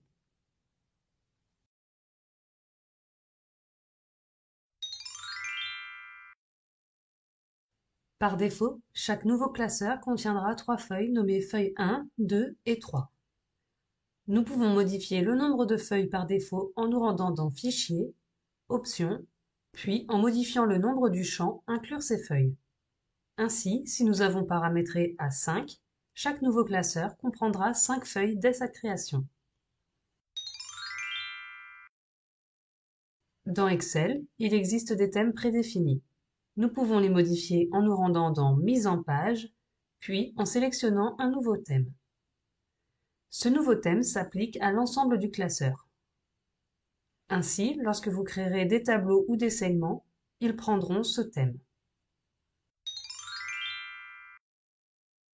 Nous pouvons modifier la police de l'ensemble du classeur en nous rendant dans Mise en page, Police. De la même façon, nous accédons aux différentes palettes de couleurs.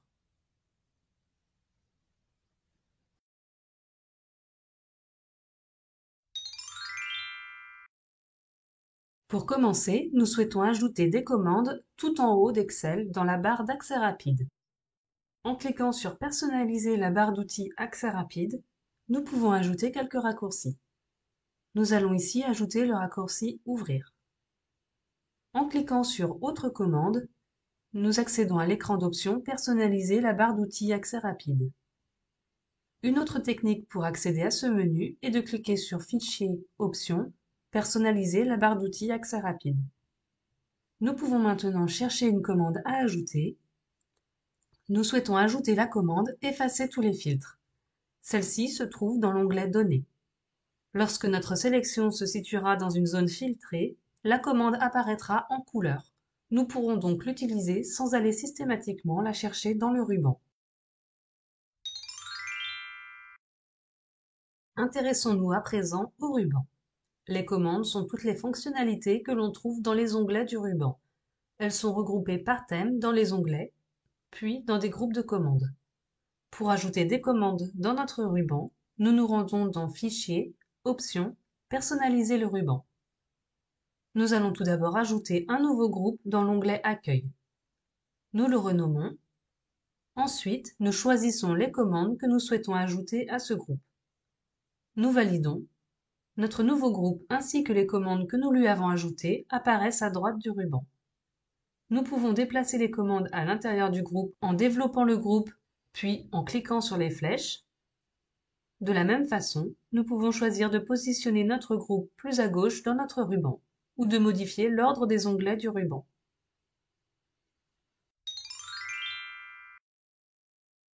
Pour supprimer des commandes du ruban, nous revenons dans l'écran Personnaliser le ruban. Ensuite, nous choisissons les commandes ou les groupes à supprimer. Si nous supprimons une commande par inadvertance, nous pouvons toujours réinitialiser l'onglet concerné. Nous pouvons choisir de réduire le ruban en cliquant ici. Le ruban s'affichera uniquement quand nous cliquerons sur les onglets et se fermera dès que nous reviendrons hors de la zone du ruban. Pour afficher à nouveau le ruban, nous l'ouvrons dans n'importe quel onglet. Puis, cliquons sur l'épingle en bas à droite du ruban.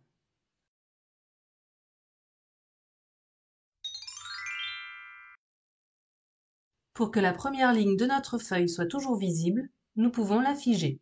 Pour cela, nous nous rendons dans le menu Affichage, puis nous développons la commande Figer les volets et cliquons sur Figer la ligne supérieure. Pour figer plusieurs lignes, nous sélectionnons la première ligne que nous souhaitons ne pas figer. Ici, nous souhaitons figer les 3 premières lignes, donc nous sélectionnons la ligne 4. Ensuite, dans l'onglet Affichage du ruban, nous cliquons sur Figer les volets. Pour figer la première colonne, nous cliquons sur le menu de la commande Figer les volets, puis choisissons Figer la première colonne.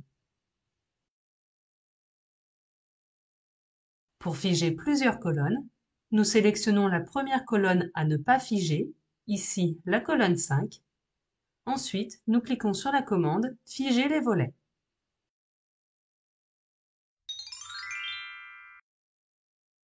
Nous pouvons ôter le figeage des lignes et colonnes. Nous nous rendons dans l'onglet Affichage, puis cliquons sur la commande Libérer les volets, que nous trouvons dans le menu Figer les volets. Nous pouvons fractionner une feuille pour faire défiler une zone tout en conservant une seconde zone fixe. Pour fractionner une feuille, nous utilisons la commande Fractionner du menu Affichage. 2 lignes apparaissent. Nous pouvons déplacer ces lignes de fractionnement et utiliser des barres de défilement pour chacune de ces zones. Une fois les barres de fractionnement positionnées telles que nous le souhaitons, nous pouvons figer les volets.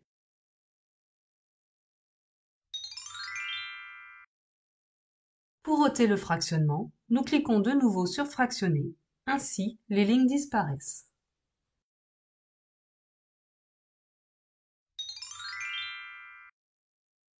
Pour commencer, nous souhaitons ajouter des commandes tout en haut d'Excel dans la barre d'accès rapide.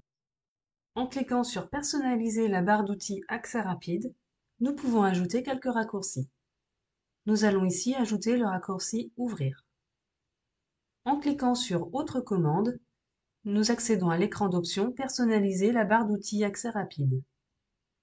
Une autre technique pour accéder à ce menu est de cliquer sur Fichier, Options, Personnaliser la barre d'outils accès rapide. Nous pouvons maintenant chercher une commande à ajouter. Nous souhaitons ajouter la commande Effacer tous les filtres. Celle-ci se trouve dans l'onglet Données. Lorsque notre sélection se situera dans une zone filtrée, la commande apparaîtra en couleur. Nous pourrons donc l'utiliser sans aller systématiquement la chercher dans le ruban. Intéressons-nous à présent au ruban. Les commandes sont toutes les fonctionnalités que l'on trouve dans les onglets du ruban. Elles sont regroupées par thème dans les onglets, puis dans des groupes de commandes. Pour ajouter des commandes dans notre ruban, nous nous rendons dans Fichier, Options, Personnaliser le ruban. Nous allons tout d'abord ajouter un nouveau groupe dans l'onglet Accueil. Nous le renommons. Ensuite, nous choisissons les commandes que nous souhaitons ajouter à ce groupe. Nous validons. Notre nouveau groupe ainsi que les commandes que nous lui avons ajoutées apparaissent à droite du ruban. Nous pouvons déplacer les commandes à l'intérieur du groupe en développant le groupe, puis en cliquant sur les flèches. De la même façon, nous pouvons choisir de positionner notre groupe plus à gauche dans notre ruban, ou de modifier l'ordre des onglets du ruban.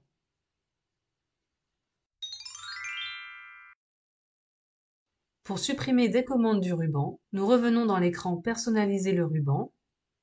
Ensuite, nous choisissons les commandes ou les groupes à supprimer. Si nous supprimons une commande par inadvertance, nous pouvons toujours réinitialiser l'onglet concerné. Nous pouvons choisir de réduire le ruban en cliquant ici.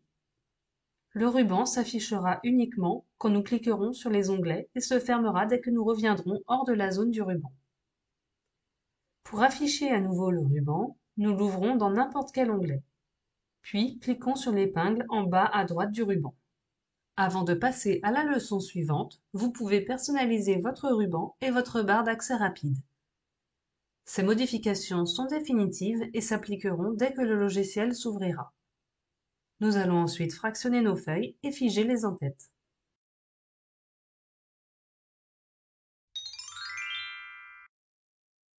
Auparavant, les classeurs étaient enregistrés par défaut au format XLS. Nous utilisions le format XLA dès que nous avions du code VBA dans le fichier. Les modèles étaient au format XLT. Vous pourriez être amené à rencontrer d'anciens classeurs enregistrés sous ces formats.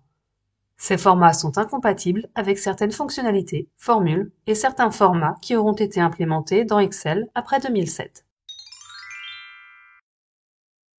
Maintenant, nous enregistrons les classeurs par défaut au format XLSX.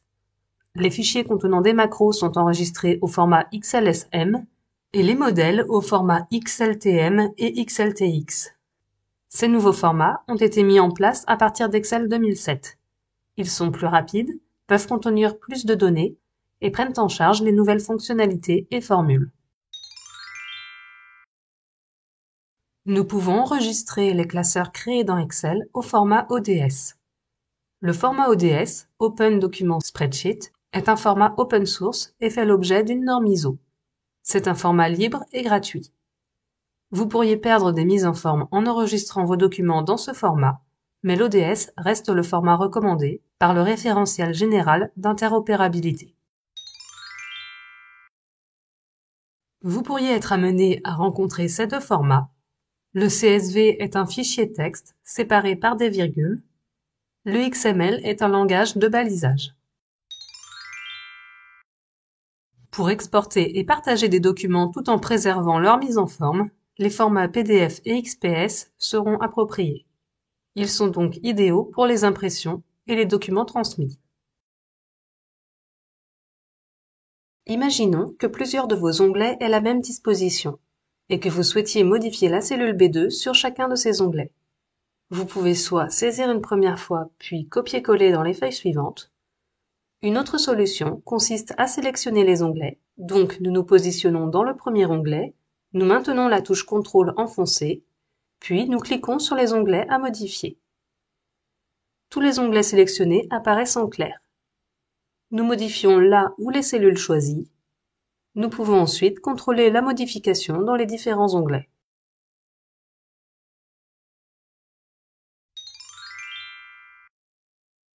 Dans Excel, nous pouvons ouvrir le presse-papier. Dans le presse-papier, nous retrouvons les contenus copiés ou coupés précédemment. Pour ouvrir le presse-papier, nous nous rendons dans l'onglet Accueil du menu, puis, sous les options de collage, nous cliquons sur le lien Presse-papier. représentant un angle et une flèche. Le presse-papier s'ouvre à gauche de l'application. Nous y retrouvons des éléments copiés dans l'application Excel ou dans d'autres applications. Nous avons ici un tableau comprenant des calculs. Nous souhaitons sauvegarder les valeurs dans un tableau synthèse. Si nous collons simplement cette ligne, nous copierons également les formules. Nous allons donc commencer par copier la ligne, puis, dans la zone de destination, nous utilisons la commande coller et choisissons l'option valeur. Dans ce classeur, nous souhaitons copier les valeurs en ligne de cette feuille et les restituer en colonne. Nous commençons par copier, puis, dans la plage de destination, nous utilisons la commande collage spécial, puis choisissons transposer. Nous aurions également pu transformer une colonne en ligne avec cette commande transposer.